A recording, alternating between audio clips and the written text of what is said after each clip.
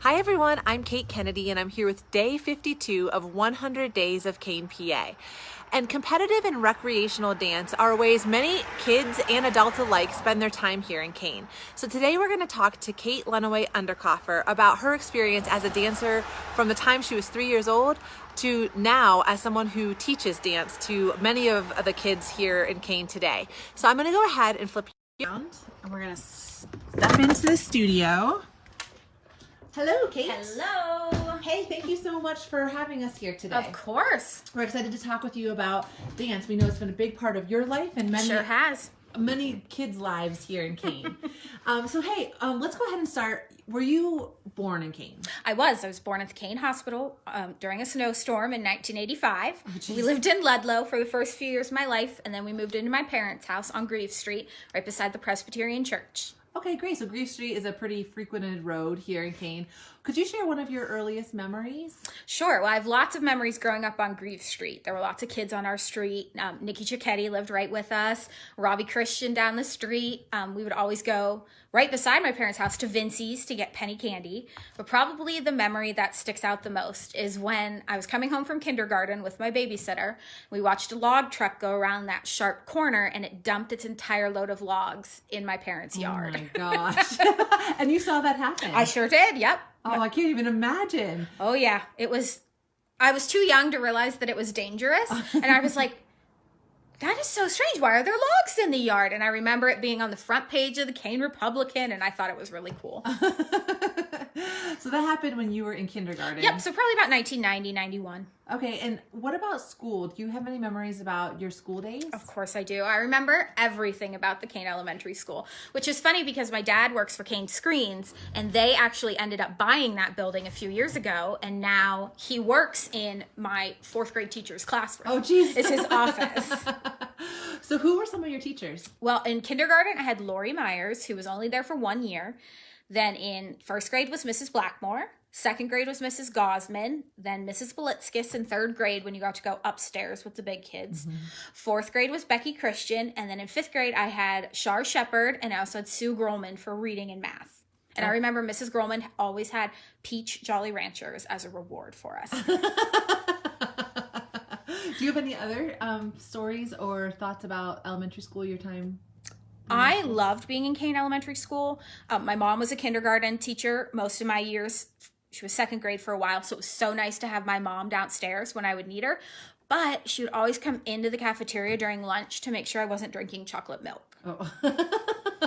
You do have very specific memories. I have extremely specific memories. I can still smell the gym of the Kane Elementary School. Yeah. And it still smells the same. If you get to go in there, it still smells exactly the same. Okay, so then that's elementary school. Mm-hmm. You went through middle school. Yes, I did. High school. What year did you graduate? 2003. And what were some of the ways that you spent your time in high school? Well, in high school, I thought being in the honors program was awesome for me. It was not. I'm not good at math. So I spent a lot of time with my math teachers trying to figure it out. I passed. That's all that matters. I also took dance 3 or 4 days a week, of course, here in Kane with April School of Dance and in St. Mary's with Miss April. I also went to Clarion on Wednesdays for dance all through high school for extra ballet classes. And then my mom was the director for Kane Players at the time, so I spent the vast majority of my high school January, February, and Marches, and all the summers choreographing all the different musicals for Kane Players, which was awesome. Yeah, that's a really big undertaking. I was too young to realize that I probably was unprepared for that, but it paved the way for what I ended up doing with the rest of my life, so it was pretty cool. Okay, so let's go back a little bit. When did you start dancing? I started dancing when I was 3, turning 4. My sister had just been born, and my mom was trying to give me something to do. I was probably driving her nuts, I'm sure. And so who did you learn from? Where did you go? Back then, it was the Hal Garvin School of Dancing, he called it. Mr. Hal was a very famous choreographer and dancer who had worked in New York City for years and then moved back to the St. Mary's Emporium area. And he had studios all over this area. And April Kemmer was the teacher in Kane for him. And we had one tap class with everybody.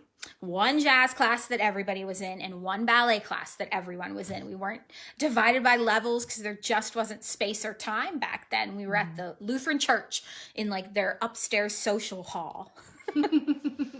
And so you were 3 going on 4 when that took place, and Yep. then you just have been dancing ever Yep, I since? stuck with Miss April all the way through till I graduated high school, and I'm still good friends with her. And I fell in love with it right away, from the tiniest little tiny girl in an terribly ugly, sorry April, but it was awful green costume, and I just thought I was like the queen of the world, and it never ended. I always felt best during the dance recital. That was my favorite place to be. Feeling fancy and dressed Oh up. my gosh, the makeup, yes. the hair.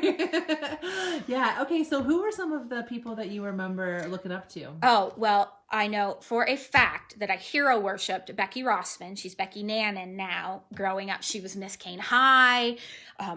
She was good buddies with my brother Mike growing up. So I got to see her like outside of the dance studios sometimes. And I just thought she was everything. And she is a wonderful person. And then it came full circle a few years ago when Becky brought her daughter Anna to my dance studio to dance with me as her teacher. And it's just such a nice little circle of life moment.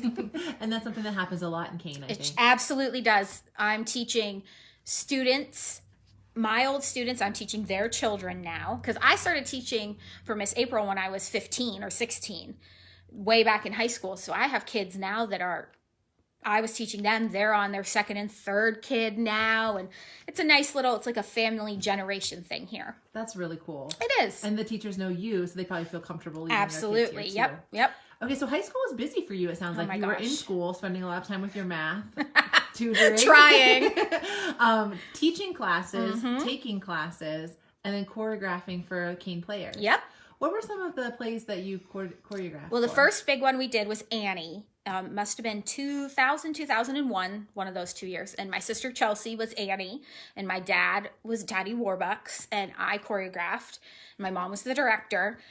And it was the first time I ever got to work like with a group of kids in a musical setting, and I got to do all the dancing for the orphans. And I remember distinctly thinking, this is what I want to do with the rest of my life. Like the satisfaction that came from watching the kids do what I had dreamed up for them was so much better than even myself being on stage. I was so thrilled for them, and it was the best feeling of like validation, I guess is the word I'm looking for, that I knew I was doing what I was born to do. That's awesome. And so that was at a young age. You were Yep, in I high think I school. was 15 or 16. Okay, so Annie was the first one. What were some other ones? Then we did Oliver, and I choreographed Oliver, and I was also the Artful Dodger, which was not my favorite thing I've ever done. I learned real quick that I'm not a solo singer. No, thank you. I'll sing in the chorus, but I'm not Chelsea. I'm not my mom. I'm not a solo singer. Then we did Joseph in the Amazing Technicolor Dreamcoat when I was a senior.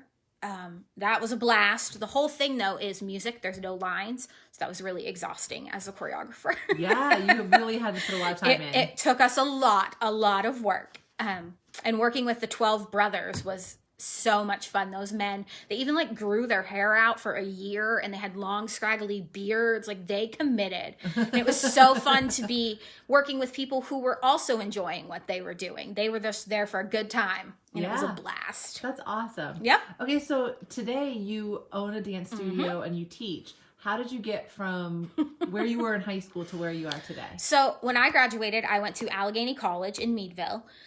And after I graduated and moved on, Miss April ended up closing the Kane studio because her St. Mary's studio was just getting so large and wonderful. And I was gone. I wasn't teaching for her anymore. So she closed the Kane studio. And I remember feeling like devastated, the most dramatic devastation you can imagine. For 2 years in college, and in the back of my mind, I always knew I wanted to be a dance teacher. I don't think anyone who knew me growing up was surprised by that at all. Even Miss April, she would like show me how to order costumes and show me how to set up your recital order and all this stuff. It was no secret to anyone. So it was in the back of my mind. And then right before I was supposed to start my junior year at Allegheny, I was like, I can't go back. I can't do this. And I walked down the stairs and I said to my mom and dad, I think I'm going to open a dance studio instead of going to college. And they were like, okay. So my dad, being very wise and a businessman himself, whips out a yellow legal pad, writes down a list of things I need to do, hands it to me and says, I'll make copies for you, but you need to figure all this out on your own. Which was the best thing he could have ever done because it forced me to take ownership of my business. Like, I know the ins and outs. I know where every penny goes. I know about leases and insurance and music licensing and all of these things that you don't realize go into a dance studio. He forced me, for lack of a better word, but in the best way, to learn all of that from day one. There was he was certainly ready, and my Uncle Tom's an accountant. They gave me tons of advice and suggestions, but at the end of the day, I was the one making all the decisions at 20, opening this business. And that first year is mostly a blur. I don't remember a lot of it, but we had over 100 students the first year, and we've just continued to grow since then. So you're 20 years old, starting a business, taking like a semester off from college Yep. to try it out, see how it goes. Yep, I had a month-to-month lease it's where the Little Black Egg is now. It was Hillcrest at the time. And my landlord was wonderful, let us do a month-to-month lease just in case it didn't work. I had enough in my checking account when I was starting to pay 2 months rent. And after that, I was in trouble if this didn't work. But it all worked out. It was laid out exactly how it was supposed to be. And year one was a success. Yes, it was. I think it was a success. I mean, we went back for year 2, so. Yeah, and did you go back to the same place? After that first year, we were actually way too big to be in there. It's such a lovely little storefront, and it was in a nice location, but we had too many students and too many classes. So we moved up above. It was Lorenzo Family Optical at the time. It's now the Laughing Owl Press. We had the second and the third floor of that building, and that was wonderful. We were there for almost 10 years. Okay, great. And then how did you get to the location you are today? Well, when that building sold, our lease ended, and we had to find a new place to go. And I had no idea where to even start looking because, especially 5 years ago in Kane, we weren't on this wonderful upswell that we're on now.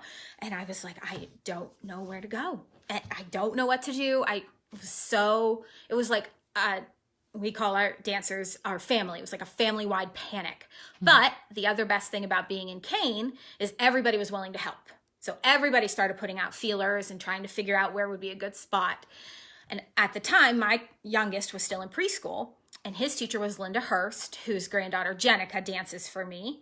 And I had mentioned to Linda how nervous I was. So she went to school the next day and mentioned to the other teacher at the preschool, Anastasia Watts, could they say a prayer for me? They were so worried about me. And then Anastasia was like, why is she worried? I own this huge Olympic luggage building. We could put a dance studio in there. And from the minute we walked into here, we were like, this is where we're going to be for the long haul. We don't plan to leave ever. We just added a third room. Anna and Sterling take such good care of us. They put in central air for us this year. They put brand new lights out in the parking lot so the kids are lit up and they're not, just standing in the dark. It's the best of everything we could ask for here. So you pretty much have this whole first floor. We sure do.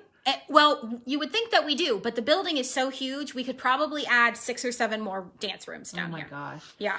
So how long have you been in this building now then? We moved in here in November of 2014. Okay. Yep, November 2014. Awesome. And you're teaching kids in here. Do you have so you've been doing this teaching piece for, more than 15 years, but as a business owner for almost 15 years. Yep. Do you have any stories or memories that you'd like to share about that time? Oh my goodness. There was a year, I want to say it was our third or fourth year. And at that point, I was teaching every third girl in 3rd and 4th grade at the Kane Elementary School. We had so many kids. And it's been my pleasure over the years. I mean, dance is a thing that kids start at 3 or 4.